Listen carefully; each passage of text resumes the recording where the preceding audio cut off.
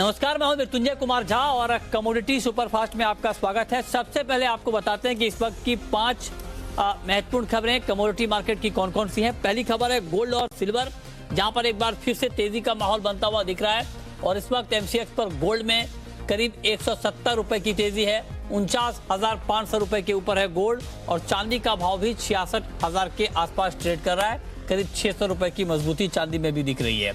इसके अलावा क्रूड में भी बाइंग है और ब्रेंट क्रूड का भाव $56 के ऊपर है, करीब 1% की तेजी है। WTI क्रूड का भाव $53 के करीब है, करीब 1.25% की मजबूती है। एमसीएक्स पर कच्चा तेल 3900 रुपए के ऊपर है और अमेरिका में क्रूड का स्टॉक घटने के अनुमान से कीमतों को सपोर्ट मिला है। इसके अलावा नेचुरल गैस में एक बड़ी तेजी का माहौल बना है। 207 रुपए के पार निकला है एमसीएक्स पर भाव और करीब 5% तक की तेजी इस वक्त दिख रही है। अंतर्राष्ट्रीय बाजार में भी 3% का उछाल है और निचले स्तर पर बाइंग से कीमतों को सपोर्ट मिलता हुआ दिख रहा है।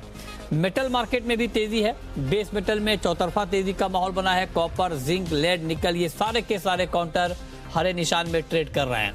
इसके अलावा चना वायदा में आज बिकवाली है और 4500 रुपए तक भाव फिसला है। इसका जो बुआई जो बढ़ी है उसका इम्पैक्ट भी हमने प्राइस के ऊपर देखा है। तो ये 5 खबरें हैं। इन 5 खबरों के बाद अब हम बात करेंगे 5 ट्रेडिंग कॉल्स की और ये बताने के लिए हमारे साथ वंदना भारती हैं एसएमसी कॉमट्रेड की। वंदना जी, बहुत स्वागत है आपका। पहला सवाल गोल्ड के ऊपर ही होगा। गोल्ड में तेजी लौटी है, क्या इस तेजी पर बाइंग करना ठीक है? दाम कुछ और बढ़ेंगे? क्या सुझाव होगा आपका? मृत्युंजय जी, ये जो फॉल आया था 2-3 दिनों का, ये काफी एक ल्यूक्रेटिव कहते हैं अपॉर्चुनिटी है यहाँ पे फिर से बाइंग का गोल्ड में। मेरे ख्याल से बाइंग में बने यहाँ पे रहना चाहिए और यूएस में जिस तरीके से अनरेस्ट है उसका भी फायदा यहाँ पे गोल्ड को मिल रहा है। यहाँ पे 49,450 के करीब यहाँ पे बाय कर सकते हैं या 500 के रेंज में भी यहाँ पे बाय कर सकते हैं। टारगेट यहाँ पे 49,800 का रहेगा। स्टॉप लॉस यहाँ पे 49,300 का रहना चाहिए और ओवरऑल मुझे लग रहा है कि थोड़ी सी जो तेजी है गोल्ड और सिल्वर में, दोनों में बनी रहनी चाहिए। ठीक है, चांदी पर आपका क्या व्यू है? सिल्वर में क्या करना चाहिए? क्या चांदी में भी बाइंग करना अभी ठीक है? इस भाव पर क्या सुझाव आपका?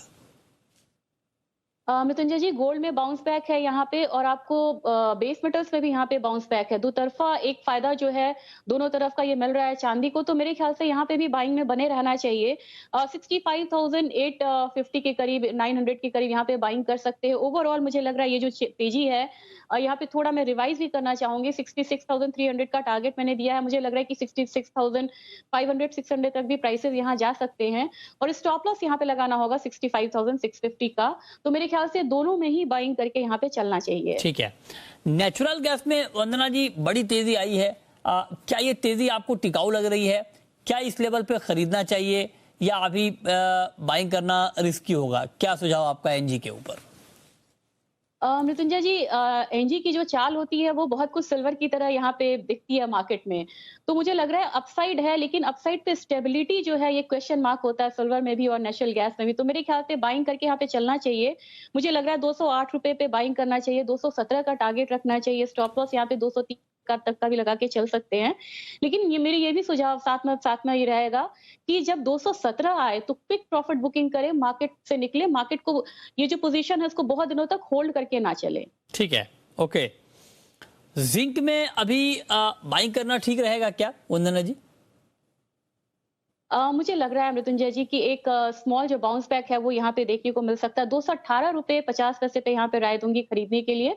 बहुत लंबा टारगेट ना देके मैंने 1.5 रुपए का टारगेट दिया, 220 का टारगेट रखना चाहिए। स्टॉप लॉस यहाँ पे 217 रुपए 75 पैसे का होना चाहिए। ओके, और टर्मरिक में आपका क्या व्यू है? क्या टर्मरिक का अप्रैल का वायदा अभी खरीदना ठीक है? 6,218 का लेवल अभी है करंट कॉन्ट्रैक्ट का, क्या सुझाव आपका? मृत्युंजय जी, मुझे लग रहा है कि टर्मरिक में एक फायदा यहाँ पे मिलना चाहिए और अराइवल्स के बावजूद यहाँ पे कुछ यहाँ पे डिमांड निकल के आया है। अप्रैल जो कॉन्ट्रैक्ट है उसमें कह सकते हैं कि 6230 6,230 से ऊपर यहाँ पे आप बाइंग करें। मुझे लग रहा है कि प्राइसेस एक बार 6300 तक जा सकते हैं। 6200 का स्टॉप लॉस लगाएं और यहाँ पे मुझे लगता है कि इस कमोडिटी में बाइंग में रहना चाहिए। ओके, तो ये राय हो गई आपकी कि अभी क्या करना है इन 5 कमोडिटी में। लेकिन अब शुरू करते हैं सवाल जवाब। पहला सवाल है दीपक का, सिरसा से हमारे साथ जुड़ रहे हैं। दीपक जी नमस्कार, पूछिए। हाँ, सरसों के अंदर दोबारा तेजी देखने को मिलेगी और अभी बाजार जाएंगे। ओके, सरसों के ऊपर आपका सवाल है। आज बहुत तेज गिरावट है, 176 रुपए नीचे, करीब 3% दाम गिरे हैं। बताइए वंदना जी, क्या होने वाला है मस्टर्ड में? मृत्युंजय जी, मुझे लग रहा है कि ये लेवल भी काफी अच्छा है, जहाँ पे जो ऑलरेडी बाय में है या जिन्होंने फिजिकली होल्ड किया हुआ है यहाँ पे, उसमें थोड़ा सा प्रॉफिट बुकिंग करके चले। मुझे लग रहा है कि जिस तरीके से एक बर्ड फ्लू का भी साइकोलॉजिकल आ रहा है और सोयाबीन हो या एडिबल ऑयल पैक हो, वहां पे हम गिरावट आते हुए देख रहे हैं। तो मेरे ख्याल से थोड़ा सा प्रेशर जो है ये आपको मस्टर्ड में भी देखने को मिलेगा। और मुझे लग रहा है कि नीचे की तरफ लेवल की बात करूं तो मुझे लग रहा है 6100 तक प्राइसेस जो है नीचे की तरफ आ सकते हैं। हालांकि एक बात मैं साथ में कहना चाहूंगी कि बहुत ज्यादा शार्प फॉल यहाँ से नहीं है, क्योंकि अराइवल्स आने में अभी थोड़ा सा यहाँ पे टाइम है सरसों में, लेकिन फिलहाल के लिए मुझे कमजोरी लग रही है। अगला सवाल है गोपाल का, राजस्थान से है हमारे साथ। पूछिए गोपाल जी। जी सर, नमस्कार। नमस्कार, पूछिए। सर जी, फरवरी वाला गुआर 4100 के भाव में बाय किया हुआ है, तो क्या करें सर? और क्रूड में इतनी तेजी है, गुआर में क्यों नहीं आ रही है? बताइए वंदना जी, क्रूड में तेजी के बावजूद ग्वार के दाम क्यों नहीं बढ़ रहे हैं? जी गोपाल जी, यहाँ पे ग्वारगम का जो स्टॉक है वो पहले ही यूएस में काफी यहाँ पे बना हुआ है, तो जो फ्रेश एक्सपोर्ट है वो यहाँ पे निकल के नहीं आ पा रहा है ग्वारगम का। तो जैसे ये फ्रेश एक्सपोर्ट है वो निकल के आता है और रिग काउंट्स हमारे बढ़ते हैं, तो इसका सीधा सीधा असर जो है ग्वार काउंटर पे देखने को मिलेगा। और साथ में जिसके डेरिवेटिव्स है उसमें थोड़ी सी डिमांड जो है वो बढ़ी है। तो ग्वार ऐसा काउंटर है जो ग्रेजुअली यहाँ पे अपसाइड गोपाल जी ले सकता है। आप जो फेब्रुअरी वायदा है उसको कम से कम आप 41-50 तक मान के चलिए, वहां तक मुझे लग रहा है कि बढ़त आएगी। तो जो भी लोअर लेवल्स मिल रहे हैं वहां पे आप बाय करिए, 4150 का टारगेट रखिए और नीचे में 3900 का स्टॉप लॉस, 3900 कह ले या 3885 का जो स्टॉप लॉस है उसको लगा के चलिए। तो ये अच्छा, ग्वारगम में फिर क्या करें वंदना जी? मृत्युंजय जी, मुझे लग रहा है कि ग्वार का सपोर्ट यहाँ पे ग्वारगम को मिलेगा। हालांकि ग्वार सीड में ज्यादा तेजी है एज कम्पेयर टू ग्वारगम। तो मेरे ख्याल से यहाँ पे 6200 को टारगेट करके चलना चाहिए यहाँ पे ग्वारगम में। अभी ये कह सकते हैं कि 6070 तक है, तो 150 तक की जो बढ़त है मुझे फेब्रुअरी कॉन्ट्रैक्ट ग्वारगम में भी लग रहा है। अच्छा, तो ये रहा आपकी ग्वारगम पर हो गई। इस बीच राम गोपाल हमारे साथ जुड़ रहे हैं। पूछिए राम गोपाल जी। ये गोल्ड अभी ये करंट मार्केट पे ले सकते हैं क्या? करंट मार्केट प्राइस पर बिल्कुल ताजा भाव पर वंदना जी गोल्ड खरीदना चाहिए क्या? मुझे लग रहा है कि करंट मार्केट प्राइस पे भी आप सब यहाँ पे बाय कर सकते हैं। 49,500 के करीब है सोना।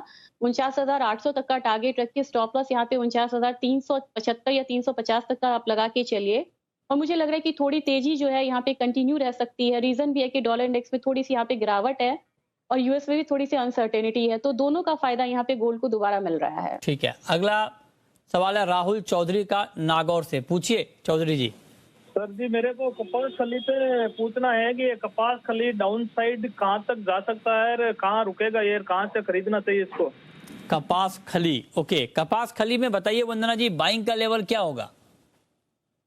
मृत्युंजय जी, बहुत स्ट्रॉन्ग कमोडिटी हो सकती है 21 में कपास खली। इन्होंने बहुत अच्छी कमोडिटी के बारे में पूछा और मुझे लग रहा है कि अकोला में भी जो माहौल है वो पॉजिटिव है।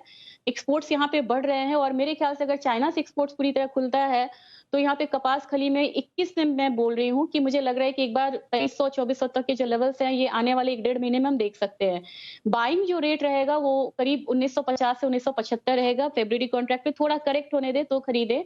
और ऊपर का अगर आपका लॉन्ग टर्म व्यू है तो कम से कम आप यहाँ पे 2250 तक का जो व्यू है, जो टारगेट है, उसको लेके चल सकते हैं।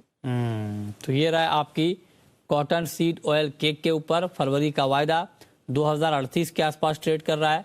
बहुत ही रेंज में मार्केट है, बहुत ही दायरे में, छोटे दायरे में बाजार इस वक्त फंसा हुआ है। बहुत शुक्रिया वंदना जी आपका हमारे साथ जुड़ने के लिए, बताने के लिए कमोडिटी में कहां पर कमाई के मौके बनेंगे।